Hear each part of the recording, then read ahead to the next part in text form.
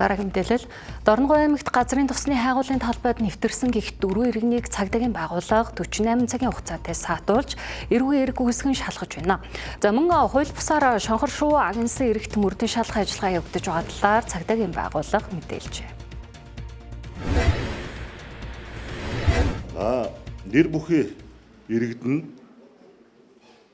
дээрх төр байршуулсан тоног төхөөрөмж ажилтны кемп руу зөвшөөрлгүй газрын тос олборлох гэж байна гэх шалтгаанаар нутгийн иргэдийг урайлан 2026 оны 8 дугаар сарын 14, 15-ны өдрүүдэд Дорнод Сүхбаатар аймгийн нутаг дэвсгэрт байрлах Mongolia Fashion Energy компани ажилтны кемп руу хууль бусаар нэвтэрч зөвшөөрлгүй дүрс бичлэг хийж хэрүүл маргаан үүсгэсэн асуудалд цагдаагийн байгууллагаас бүрдэн шалгах ажиллагааг үргэлжлүүлэн явуулж байгааг та бүхэнд мэдээлэл болгон хүргэж байна.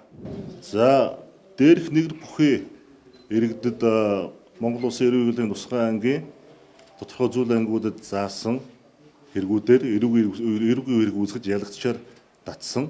Мөн 4 иргэнийг хойш түшхүүгээр 48 цагийн хугацаатай баривчилсан.